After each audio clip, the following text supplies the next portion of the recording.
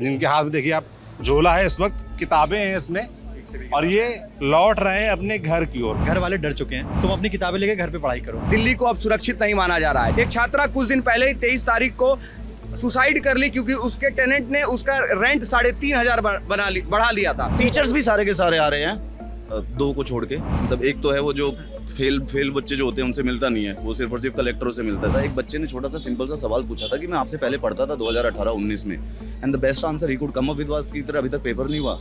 अरे पेपर तो तेरा भी नहीं हुआ जिस सीट पे तू बैठा हुआ था। आप नेहरू विहार जाइए, 25 गज में 6 मंजिल बन रही है, 6 फ्लोर बन रहे हैं। क्या एमसीडी को पता नहीं है 6 फ्लोर बन, डीडीए को पता नहीं है? पार्लियामेंट्री सिस्टम में यहाँ पे एक सांसद होगा, विधायक होगा, यहाँ पे एक मेयर है, यहाँ का एक पार्षद है। इतने लोग होने के बाद अभी तक किसी ने ये नहीं बोला कि मेरी जिम्मेदारी है। अगर आज ये वीडियो मेरी मम्मी देखेगी तो स्पेशल बोल रही है कल को तुम वहाँ मत जाना। तो सरकार को भी पता है, यहाँ के जो लैंडलॉर्ड है उनको भी पता है, यहाँ के पार्षद को भी पता है कि बच्चे 4 दिन बैठेंगे, 4 दिन बाद कुछ मत करो, ना लाठी चार्ज करो, 4 दिन बाद ही खुद ही उठ कर चले जाऊंगे। फायर सेफ्टी का सर्टिफिकेट दिया था।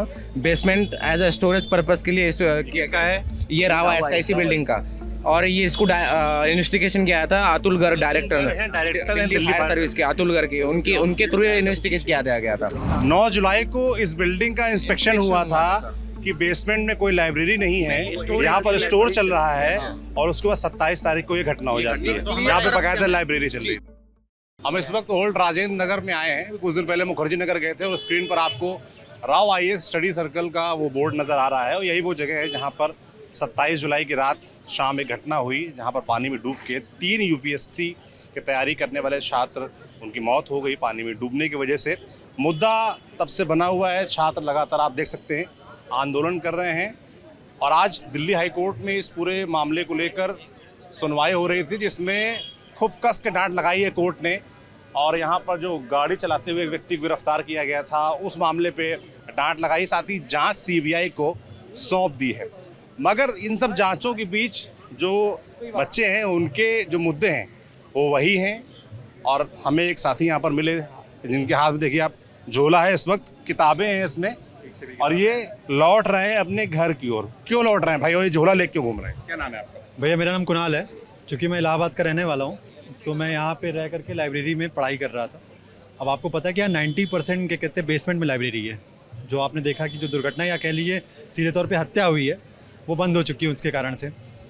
तो यहाँ पे जितने भी ऊपर अपर फ्लोर पे लाइब्रेरी है, सब ने अपना दाम बढ़ा दिया है, और यहाँ चूँकि सरकार की या फिर कह लीजिए सिस्टम का कोई अकाउंटेबिलिटी नहीं है, तो उस अकाउंटेबिलिटी ना होने के कारण घर वाले डर चुके हैं, और उन्होंने ये कहा है कि बेटा ऐसा है, तुम कहीं दूसरी जगह फ्लैट ले लो, कमरा ले लो, पैसा तुम्हें चाहे जैसे हो हम भेज देंगे, तुम अपनी किताबें लेके घर पे पढ़ाई करो, यहाँ तुम्हें आने की ज़रूरत नहीं है।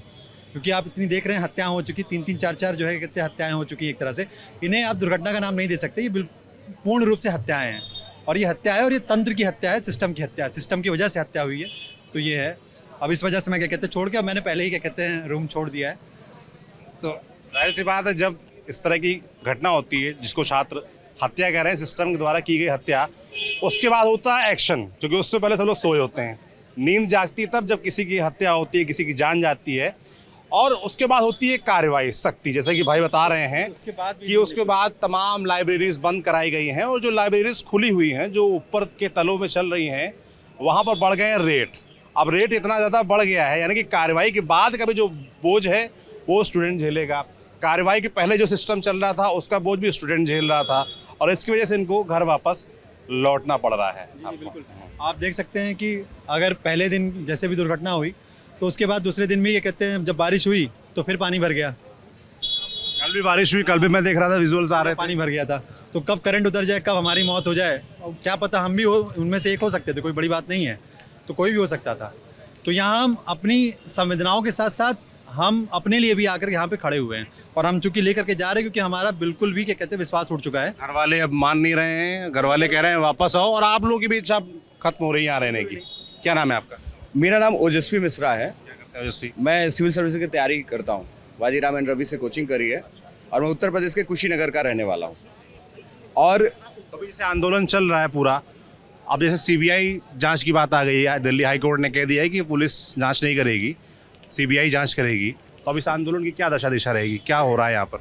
हमें सीबीआई से ये उम्मीद है कि इसके जितने अपराधी हैं, मेरे आधार पे 5 लोग अपराधी मैं इनको मानता हूँ। पहला कोचिंग इंस्टीट्यूट, मकान मालिक, BSES, दिल्ली सरकार और सबसे बड़ी कल्प्रिट है MCD।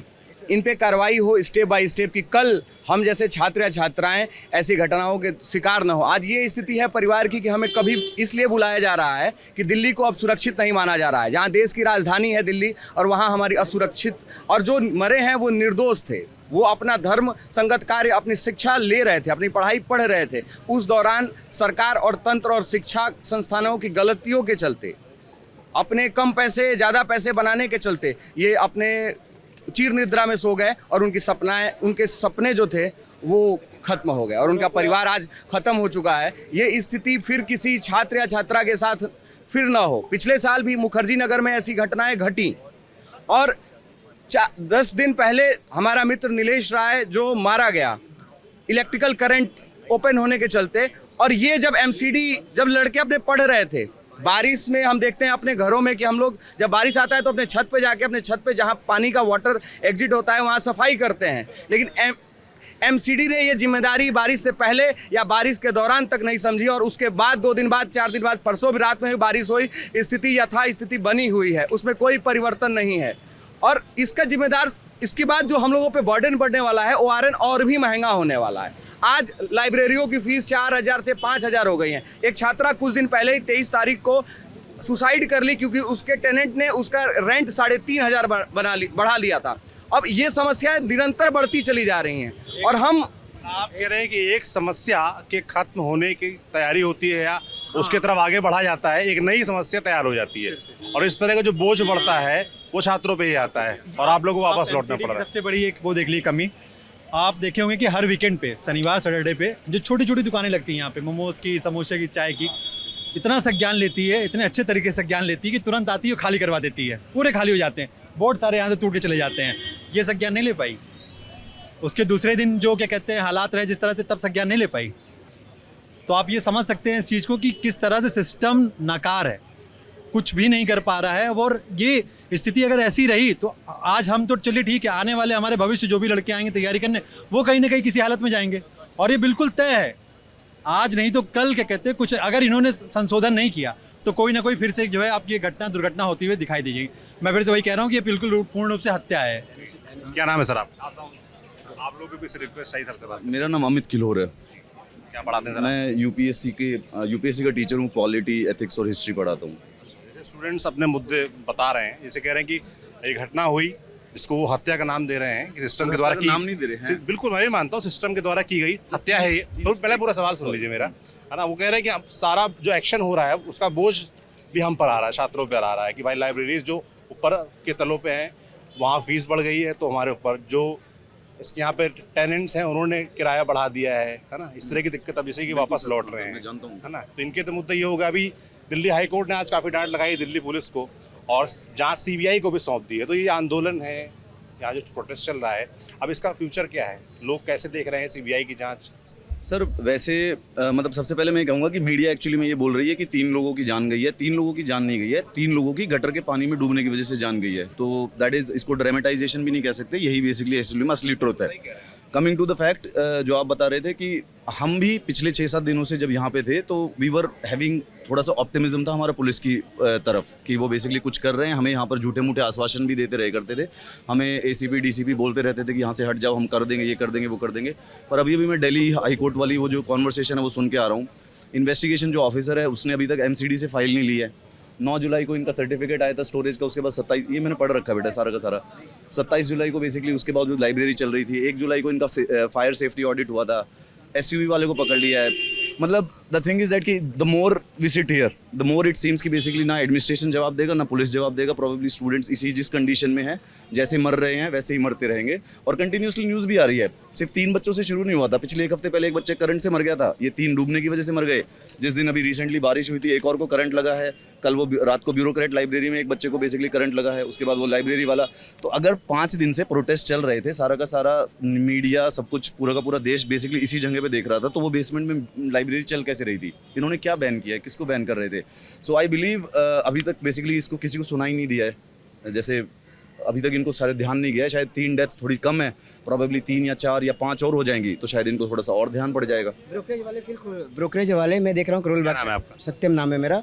ब्रोकरेज वाले फिर से अपने गद्दी पे बैठ गए हैं धंधा करने के लिए सर, और सर ये फिर से ये चीज़ चालू हो जाएगी। और बहुत सारी लाइब्रेरीज भी खुल चुकी है, और जो बेसमेंट की लाइब्रेरीज है उसमें तो बंद हो चुकी है, जो ऊपर की लाइब्रेरीज है उसकी फीस भी बढ़ चुकी है सर।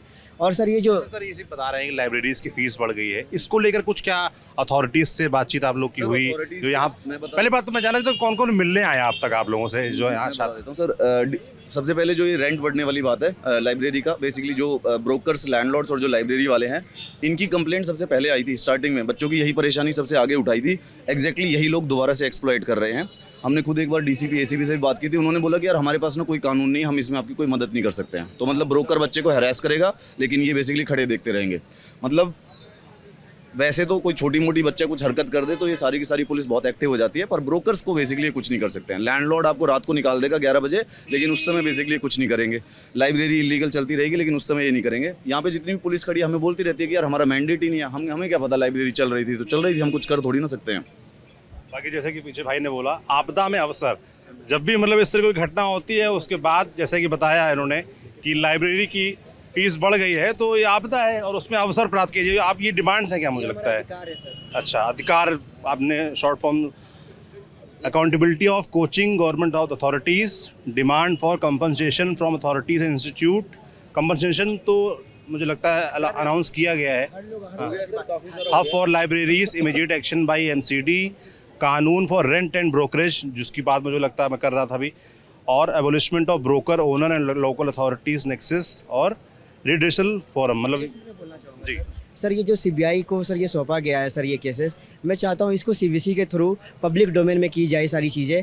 और सर और ये जो सर मतलब है फास्ट ट्रैक के थ्रू ये केसेस को जल्द से जल्द सॉल्व की जाए सर, क्योंकि सर हम स्टूडेंट हैं सर, पढ़ाई छोड़ के यहाँ बैठे हैं सर। ये कब तक बैठेंगे सर हम लोग? सर हमारी पढ़ाई भी तो है सर, कोई बच्चे का CAPF है परसों वही चला गया सर, हमारा PCS आने वाला है सर, इसको सर जल्द से जल्द सॉल्व किया जाए सर। हमारे आप कह रहे हैं कि सीबीआई जांच हो रही, ठीक है, मगर जो भी इसमें एक्शन हो वो लगातार पब्लिक फोरम में आता रहे ताकि आप लोगों को पता चलता रहे कि कुछ हो रहा है।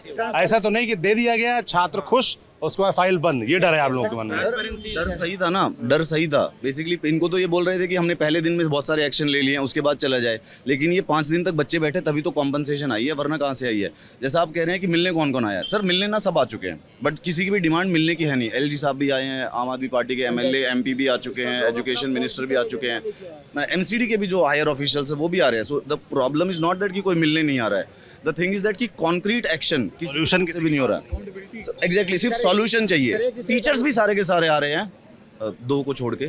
मतलब एक तो है वो जो फेल बच्चे जो होते हैं उनसे मिलता नहीं है, वो सिर्फ और सिर्फ कलेक्टरों से मिलता है, सिलेक्टेड है ना, वो सिर्फ सिलेक्टेड कैंडिडेट से मिलता है। उसकी जान को भी खतरा है assumingly, which is very surprising because पहले वो गैंगस्टर हुआ करता था। सो दैट इज़ वेरी ओझा की बात ओके नहीं मैं ले लूँगा यार, अवध ओझा की बात कर रहा हूँ बेसिकली, इसलिए मतलब पहले नाम लेना नहीं चाहिए था और ना ही किसी ने स्टार्टिंग में नाम लिया, पर जो 3 दिन के बाद जब उनके रिस्पॉन्स आने स्टार्ट हुए तो थोड़ा सा स्लाइटली इनसेंसिटिव है। एंड दैट रिस्पॉन्स जो सोशल मीडिया पे वायरल हुआ था, एक बच्चे ने छोटा सा सिंपल सा सवाल पूछा था कि मैं आपसे पहले पढ़ता था 2018-19 में, and the best answer he could come up with was कि तेरा अभी तक पेपर नहीं हुआ। अरे पेपर तो तेरा भी नहीं हुआ जिस सीट पे तू बैठा हुआ था, तू बेसिकली पेपर फेल होने के बाद ही तू टीचर बना होगा। And second, it is irrelevant, paper हुआ या नहीं हुआ उससे क्या ही फर्क पड़ता है भाई। तू 3 दिन तक चुप था, 3 दिन तक तेरे से जब बोला नहीं गया, जब एक्चुअली में तेरे से एक्सपेक्टेशंस थी कि कोई सवाल का कोई जवाब दे दे, और तेरे को करना भी क्या था? तेरे को किसी ने ये थोड़ी ना बोला था कि तेरे को आगे रेवोल्यूशन चलानी है, तेरे को एक पब्लिकली कॉन्डोलेंस का वीडियो बनाना था। 3 दिन बाद इस आदमी का वीडियो आया और कहता है कि राजेंद्र नगर तैयारी मत करो, मेरी ऑनलाइन वाली कोचिंग ज्वाइन कर लो। तो ऐसे में नाम लेना पड़ जाता है, क्या करें? मतलब ऐसा नहीं लेना चाहिए personally, because I myself am a teacher, so this might be constitute as a vested interest, but I was a student here also. और मैं मतलब जिस समय ओझा सर पढ़ाते थे, मैं उस समय स्टूडेंट हुआ करता था, तो मैंने उनके नोट्स पढ़े हैं। So this is I am saying all this in the capacity of a student, कि तुमसे रेवोल्यूशन लीड करने के लिए थोड़ी ना बोला है। बच्चे टीचर्स को इसलिए थोड़ी ना बुला रहे हैं कि हमारे साथ आके प्रोटेस्ट पे बैठ जाओ, यहाँ पे पुलिस के साथ बहस करो। बच्चे सिर्फ और सिर्फ बोलना था, सिर्फ और सिर्फ अरे कंधे से कंधे नहीं, वो जो 3 दिन बाद यूट्यूब वीडियो बना था ना, वो पहले दिन बना देना था और अपनी ऑनलाइन क्लासेस बेचने की बजाय सिर्फ और सिर्फ ये बोल देना था कि यार ये बड़ा गलत हुआ है, अगर कुछ स्टूडेंट्स को ज़रूरत हो तो हम मदद करने के लिए तैयार है। पर शायद विनाश काले विपरीत बुद्धि हो जाता है। क्या कह रहे हैं आप, क्या नाम? सर मेरा नाम मोहित चौधरी है। मुझे ऐसा तैयारी कर रहे हैं आप भी? हाँ तैयारी कर रहा हूँ। मुझे ऐसा कहाँ से हैं? मैं मेरठ से सर। मुझे ऐसा लगता है कि जब कोई स्टूडेंट कामयाब हो जाता है तो 1000 पोस्टरों पर उसका नाम होता है, हर कोचिंग सेंटर के पोस्टरों पर। और अब क्या है कि मतलब ये जो पूरा मुद्दा है ना शिफ्ट कर दिया गया है। गलती किसकी है? अब टीचरों पे कोई टीचरों को गाली दे रहा है। मैं किसी टीचर को गाली देनी भी ना चाहिए, सब टीचर सम्मान के लायक हैं जैसे भी हैं। लेकिन मतलब आप ये जो MCD, आप नेहरू विहार शायद गए हैं, मैंने आपको वीडियो देखा है। आप नेहरू विहार जाइए, 25 गज में 6 मंजिल बन रही है, 6 फ्लोर बन रहे हैं। क्या MCD को पता नहीं है 6 फ्लोर बन, DDA को पता नहीं है? लेकिन बस सब ऐसे ही चल रहा है। वो उसको अब हमारे जो सिस्टम है पार्लियामेंट्री सिस्टम में, यहाँ पे एक सांसद होगा, विधायक होगा, यहाँ पे एक मेयर है, यहाँ का एक पार्षद है। इतने लोग होने के बाद अभी तक किसी ने ये नहीं बोला कि मेरी जिम्मेदारी है। फिर दिल्ली सरकार हुआ है, भारत सरकार हुआ, उनके पास रिसोर्स इतने ज़्यादा हैं, बजट इतना ज़्यादा है। चलो कुछ तो नहीं, लेकिन कम से कम कंपनसेशन के तौर पे 5-5 करोड़ रुपए एक स्टूडेंट की फैमिली को देने ही चाहिए। यहाँ MCD कोई हम स्टूडेंट है सर, हम यहाँ 1 दिन खड़े हो जाएंगे, 2 दिन खड़े हो जाएंगे, 4 दिन खड़े हो, हमारी क्षमता है। अगर आज ये वीडियो मेरी मम्मी देखेगी तो स्पेशल बोल रही है कल को तुम वहाँ मत जाना, क्योंकि बहुत मध्यवर्ती परिवार से हैं, यहाँ पता नहीं कैसे सर्वाइव कर रहे हैं। हम सरकार को भी पता है, यहाँ के जो लैंडलॉर्ड हैं उनको भी पता है, यहाँ के पार्षद को भी पता है कि बच्चे 4 दिन बैठेंगे, 4 दिन बाद कुछ मत करो, ना लाठी चार्ज करो, 4 दिन बाद ही खुद ही उठ कर चले जाओगे। कुछ निष्पक्ष पत्रकार हैं जो बात कर रहे हैं, कुछ यूट्यूबर हैं जिन्हें अपनी बाइट मिल रही है, अपना यूट्यूब चैनल बढ़ रहा है, बात खत्म। किसी ने जो यहाँ की मेयर हैं, यहाँ के कमिश्नर हैं, क्या उनसे सवाल पूछ जाए कि किसकी जिम्मेदारी है? सांसद के पास कोई गया है मीडिया वाला? जिम्मेदारी का तो हाल ये है कि मैं पहले दिन से ही देख रहा हूँ कि हर आदमी एक दूसरे पर टालने पर लगा है। बीजेपी वाले हैं, वो कह रहे हैं यहाँ तो MCD दिल्ली के पास है, सरकार दिल्ली की है। जो आम आदमी पार्टी है वो कह रही है कि यहाँ पर LG पूरा गवर्न करते हैं, तो वो उनके खिलाफ प्रदर्शन कर रहे हैं। तो सब एक दूसरे पर टालने पर लगे हुए हैं। टी के लिए अप्रूवल दिया गया है, दिल्ली गवर्नमेंट ने अप्रूवल दिया था। विकास जुलाना नाम है मेरा। कुछ दिन पहले ये जो इंसिडेंट हुआ है उससे कुछ दिन पहले यहाँ इस बिल्डिंग को अप्रूवल मिला है कि ये जो ग्राउंड, ये जो बेसमेंट चल रहा है, ये उस सिर्फ स्टोरेज के लिए आप यूज़ कर सकते हैं। हालांकि उससे पहले से लाइब्रेरी चल रही है, तो अगर लाइब्रेरी चल रही है तो स्टोरेज के लिए कैसे अप्रूवल दिया? इनके पास ये डॉक्यूमेंट्स हैं, इसमें सारी चीज़ें आपको बताई गई हैं। 9 जुलाई की ये बात है जिसके अंदर फायर सेफ्टी का सर्टिफिकेट दिया था। Basement as a storage purpose के लिए किसका है? ये रावा SKC बिल्डिंग का। और ये इसको इन्वेस्टिगेशन किया था अतुल गर्ग डायरेक्टर ने, दिल्ली फायर सर्विस के अतुल गर्ग के, उनके थ्रू इन्वेस्टिगेट किया गया था।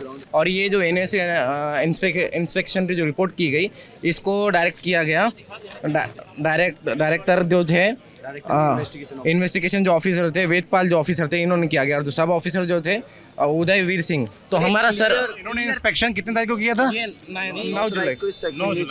9 जुलाई को इस बिल्डिंग का इंस्पेक्शन हुआ था कि बेसमेंट में कोई लाइब्रेरी नहीं है, यहाँ पर स्टोर चल रहा है, और उसके बाद 27 तारीख को ये घटना हो जाती है। यहाँ पे बकायदा लाइब्रेरी चल रही थी। क्लियर करप्शन है ये जो बिल्डिंग ओनर हैं, जो इंस्टीट्यूट चला रहे हैं, उन्होंने उनको करप्शन दिया है, उन्होंने पैसे दिए, और जो इन्वेस्टिगेशन करने के लिए आए ऑफिसर, उन्होंने पैसे लिए हैं और ये अप्रूव किया है। ये क्लियर करप्शन का केस है। यहाँ मीडिया हो या जो प्रशासन है वो मुद्दे को भटका रहा है, जो सिर्फ एकेडमी के ऊपर डाल रहा है। यहाँ प्रशासन भी उतना ही जिम्मेदार है जितना ये इंस्टीट्यूट वाले हैं। अभी यहाँ पे कोचिंग तो चल नहीं रही? नहीं, अभी तो बंद है सब, अभी बंद है पूरा। जो इंसिडेंट्स की मैं चाहती हूँ कि हाँ जी, मेरा किरण ठाकुर फ्रॉम हिमाचल। मैं सर ये बोल रही हूँ कि ये जो पढ़ते हैं क्या? नहीं, मेरे बच्चे नहीं है, बट मैं यहाँ दिल्ली में ये सारे सिचुएशन देख के मैं भी यहाँ आई हूँ डिस्कस करने के लिए।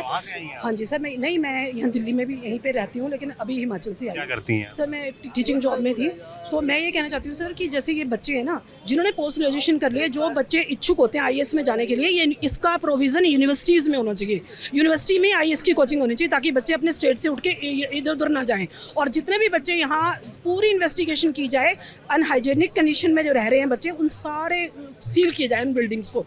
और इन बच्चों के लिए अगर ये हॉस्टल फैसिलिटीज़ दिल्ली गवर्नमेंट दे, और फ्री ऑफ कॉस्ट इनको रहने के लिए और खाने की व्यवस्था, चाहे ये 2 साल में क्लियर करें टेस्ट को, चाहे 1 साल में, चाहे 3 साल, ये गवर्नमेंट का जिम्मेवारी है।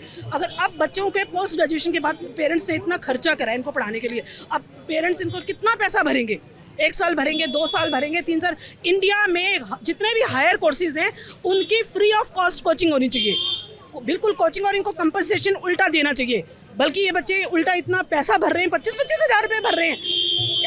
ऐसे कमरों में रह रहे हैं जहाँ कोई जानवर भी, अगर हम डॉगी को भी बांधेंगे वो भी बेहोश हो जाएगा। ऐसे इतने अनहाइजेनिक। मैंने देखा, मैं मुखर्जी नगर गया था, और मुझे लगता है जिन लोगों ने रिपोर्ट देखी होगी उन्होंने देखा होगा कि बच्चे किस तरीके से मतलब एक टॉयलेट बराबर रूम है, उसमें 2 चारपाई पड़ी हैं, एक टेबल है, बच्चे शिफ्ट में पढ़ रहे हैं, भयानक गंदगी है, भयानक उमस है, और मजबूर हैं, पढ़ना है, घर से भेजा गया है, सपने लेकर आए हैं। अब तमाम लोग ये भी शिकायत करते हैं, सवाल करते हैं कि भाई इतनी दिक्कत है तो बच्चे दिल्ली आ ही क्यों रहे हैं, मुखर्जी नगर आ ही क्यों रहे हैं, ओल्ड राजेंद्र नगर आ ही क्यों रहे हैं। तो उस पर बच्चों को जवाब साफ तौर पर आता है कि भाई ऐसी व्यवस्थाएं, ऐसे टीचर्स, ऐसा सिस्टम हमें हमारे क्षेत्रों में, हमारे शहरों में, हमारे गांव में नहीं मिलता, इसलिए हम आ रहे हैं। और उनको जी ये सर ऑनलाइन जो कोर्सेस है जिसकी फीस कम की रखी है, उसमें जो फैकल्टी जो है हाई क्लास, जिसका नाम बड़ा है, जिसकी टीचिंग अच्छी, वो ऑनलाइन क्लास में प्रोवाइड नहीं की जाती, वो सिर्फ ऑफलाइन में ही की जाती, ताकि ऑफलाइन में यहाँ पे बच्चे आए और 2.5 लाख रुपए फीस भरे, ऑनलाइन में 30-40 हज़ार 60 आप कह हज़ार। रहे हैं कि ऑनलाइन की क्वालिटी उतनी अच्छी नहीं वो नहीं है, होती या जो पूरा उनका कोर्स है वो उतना बेहतर नहीं होता हाँ, ये जो ऑफलाइन में जो उसका असर है। न्यूज़पेपर की advertisement- एक आप बोल रहे हो कि दिल्ली क्यों आते हैं, तो आज हम सोच मैं रहे नहीं बोल रहा, लोग नहीं मैं बोल रहा हूँ, अमुक आदमी ये बोल रहा है कि दिल्ली क्यों आ रहे हो। मैं सोच रहा हूँ दिल्ली नहीं, हम गोरखपुर जा रहे हैं, डिमांड एंड सप्लाई के, कल को गोरखपुर वाले भी ऐसे ही करेंगे। और आप बोल रहे हो करप्शन, आप नेहरू विहार होकर आए, मैंने आपकी पूरी वीडियो देखी है। नेहरू विहार में 6 फ्लोर, 25 गज के 6 फ्लोर हैं, 6 फ्लोर अलाउड हैं, सारे लीगल चल रही हैं। क्या आप एक भी फ्लोर हटा दोगे वीडियो से? कुछ नहीं होगा सर। 4 दिन में सबको पढ़ना है, मीडिया को भी अपना काम करना है, हर आदमी को अपना आप बहुत ही मार्के की बात कह रहे हैं, और वो इस देश में लोगों ने लंबे समय तक होते देखा है। भूलने की आदत है इस देश में, लोगों को भूलने की आदत है। घटना होती है कुछ दिन बाद। जैसे कि हमारे शरीर में जैसे पानी एक हजम चीज हो गई है ना, भ्रष्टाचार हमारे अंदर ऐसा हजम हो गया है। आप नेहरू विहार में जहाँ वीडियो बना रहे थे, वहाँ पर सारी दुकानें पूरी रात खुलती हैं। मुझे थोड़ा घना, मैंने ज़्यादा पढ़ा लिखा नहीं हूँ, जितना मैं पढ़ा लिखा हूँ, नियम है कि 10 बजे के बाद केवल वे स्टोर खुलेंगे जिनको 24/7 का लाइसेंस होगा।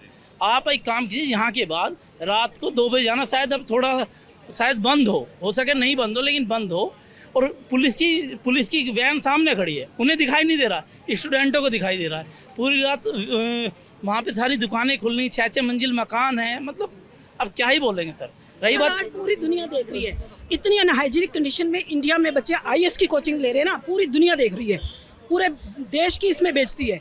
नरेंद्र मोदी जी अभी इस प्रण को सुने और मेरी बात को सुने कि पूरे भारत में हर डिस्ट्रिक्ट के अंदर IAS कोचिंग के बेस्ट से बेस्ट टीचर्स हों, ताकि बच्चों को अपना स्टेट, अपना डिस्ट्रिक्ट छोड़ के इधर उधर न जाना पड़े, और बढ़िया से बढ़िया टीचर हो, और बच्चों का जितने साल तक वो, जितने भी हाई लेवल के कोचिंग सेंटर है, जितना भी टाइम तक बोलेंगे, फ्री ऑफ कॉस्ट उनको कंपनसेशन दिया जाए। उल्टा इन बच्चों को इनको पैसा मिलना चाहिए स्कॉलरशिप के बेस पे कि ये बच्चे इस टेस्ट की तैयारी कर रहे हैं, और इनका खाना पीना सब हॉस्टल की तरफ से फ्री होना चाहिए, ताकि ये बच्चे ऐसे गंदी कंडीशन में आके ना रहें। और दिल्ली में इन सब जितने भी जहाँ ये बच्चे तबेले बना रखे हैं ना बच्चों को रोकने के लिए, उनको बंद किया जाए, उनके ऊपर एक्शन किया जाए। उनके ऊपर तो कोई किराएदार भी नहीं रह सकता, जहाँ वेंटिलेशन नहीं है वहाँ तो किराएदार भी नहीं रह सकता, ये बच्चे रह रहे हैं वहाँ पे। सर आप एक बात बताइए, मैं किसी टीचर का नाम नहीं लेना चाह रहा, लेकिन सबको पता है उस टीचर का नाम क्या है। जब टीचर मीडिया के सामने आके ये बोल रहा है कि मैंने कट्टे चलाए हैं, मैंने ये ऐप करा है, मैंने मेरी इतनी गर्लफ्रेंड रही हैं, वे हमें सर क्या शिक्षा देंगे? ठीक है। और दुर्भाग्य पता सर हमारा क्या है, हमने वे एक देवता की भांति पूज रहे हैं हम उनको, और पूजते रहेंगे सर। ये जितना आप शोर शराबा देख रहे हो ना, मैं कह रहा हूँ 1 वीक से ज़्यादा टिकेगा नहीं। 1 वीक के बाद ये कोचिंग भी चलेंगी, ये लाइब्रेरी भी चलेंगी, ये मकान भी ऐसे ही चलेंगे, सरकार कुछ नहीं करे। क्योंकि रीज़न है, यहाँ के पार्षदों को ये लोग वोट दे रहे, मैं नहीं दे रहा। मेरा वोट मेरठ में है, इन भैया का वोट बुलंदशहर में होगा, किसी का वोट हरियाणा में होगा, तो ये यहाँ के क्यों बिगाड़ेंगे? हमारे देश के सबसे बड़ा दुर्भाग्य है, वोट बैंक के लालच में कोई कुछ भी करने के लिए तैयार है। आप मुखर्जी नगर चले, मगर ये बताइए, जैसे आप ही लोगों के बीच से भविष्य के IAS IPS निकलते हैं, है ना, तो होता क्या है, वो जब उस कुर्सी पे पहुंच जाते हैं सर उसका भूल जाते हैं क्या? मैं बताता हूँ, मैं अपनी बता रहा हूँ। बड़े छोटे से परिवार से हूँ, यहाँ आया हूँ, मुझे लगभग 2 साल तैयारी करते हो गया, 1 साल लगे 2 साल लगे, मुझे पता। मेरा खुद का इतना शोषण हो जाता है, जब मैं ऐसे जाता हूँ ना, मैं सोचता हूँ कि जीवन में कभी यहाँ ना हो, गलती से भी ना हो। तो वो स्थिति होती है सर स्टूडेंट की। ये बोलते हैं कि भ्रष्टाचार क्यों है समाज में, भ्रष्टाचार तो सर जीरो से पनपता है, भ्रष्टाचार नहीं कर रहे हो।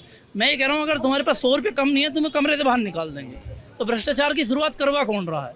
आप किसी संस्थान में चले जाओ, आपके 1000 रुपये कम नहीं होंगे सर। आप कितने गरीब रही सर, दैट नॉट मैटर।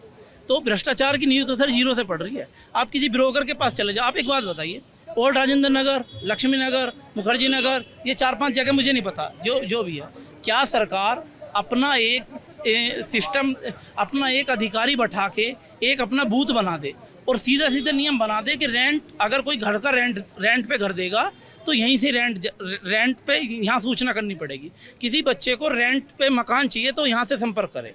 ये सारी प्रॉब्लम 1 सेकंड में खत्म हो जाएगी ब्रोकर की। लेकिन रीजन क्या, ब्रोकर से सिस्टम को भी पैसा मिल रहा। जितने भी ब्रोकर हैं, पूछा ना कि आईपीएस और आईएएस यहाँ से बन करके जाते हैं और सिस्टम का, तो पूर्ण रूप से सिस्टम का शिकार होते एक तरह से। सिस्टम इस तरह से मकड़ जाल बन गया है ना कि वो, हाँ, कहीं पे भी किस तरह से क्या कहते हैं मकड़ जाल बन गया है कि आप कहीं भी जाएंगे, वो कहते नहीं, कहावत है कि गेहूं के साथ घुन भी पिस जाता है, तो वही हो रहा है। और यहाँ पे भारतवर्ष में बड़ी बात नहीं है और ये गलत बोलना भी नहीं चाहिए, लेकिन यहाँ पे जान की कीमत टोटल 4 डेज़ की होती है, 4 दिन की। 4 दिन बाद सब अपने घर चले जाएंगे, सब सो जाएंगे, मीडिया भी, आप लोग भी नहीं आएंगे और सब सो जाएंगे शांति से। फिर कल को कुछ होगा तो फिर वही पुरानी बातें हिस्ट्री खोली जाएंगी, दिखाई जाएंगी। मानता हूँ आप मीडिया का नाम ले रहे हैं, जिम्मेदारी हमारी भी है। क्या नाम है आपका? सर स्नेहा नाम है मेरा। क्या तैयारी कर रही हैं आप? और सर यूपीएससी सीएससी के लिए वक्त हो गया? कर रही हूँ। 1 साल हो गया मेरा, 1-1.5 साल से ऊपर। हाँ हो गया। ऐसा एक्सपीरियंस रहा किसका सर एक्सपीरियंस? इस इलाके का? इलाके का सर, ऐसे मैं पटेल नगर में रहती हूँ पर मैं यहाँ अभी आई हूँ। और सर एक्सपीरियंस अगर यहाँ पे रहने का देखा जाए तो बहुत अच्छा नहीं है, क्योंकि मिडिल क्लास फैमिली के जो भी स्टूडेंट्स हैं उनके लिए रेंट, खाना पीना, रहना, ये सारी चीज़ें बहुत ज़्यादा एक्सपेंसिव हो जाती है। उसमें अब लाइब्रेरी भी बेसमेंट से हटा दिया गया है, जो कि हमारी ही डिमांड थी क्योंकि अनसेफ था। लेकिन अब जो लाइब्रेरीज़ ऊपर खुल रही हैं उनके चार्जेस जितने बढ़ गए हैं, मेरे जैसा स्टूडेंट तो अब 6,000 नहीं पे कर पाएगा लाइब्रेरी का। मतलब मैं लाइब्रेरी नहीं ले सकती अब, वो मेरे अफोर्डेबिलिटी के बाहर है। और मेरे जैसे जितने भी मिडिल क्लास स्टूडेंट्स हैं उनके भी अफोर्डेबिलिटी के बाहर है।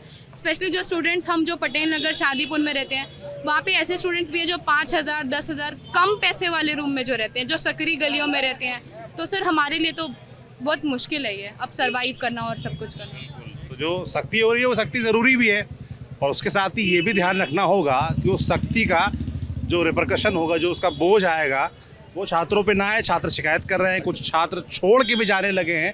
तो व्यवस्था में सख्ती ज़रूरी है, पर सख्ती के नाम पर भुगते छात्र, ये ज़रूरी नहीं है। इस पर ध्यान दिया जाना चाहिए। आगे लगातार हम छात्रों से बात कर रहे हैं, उनके मुद्दे आपको बताने का प्रयास कर रहे हैं। आप देखते रहिए TV9 डिजिटल।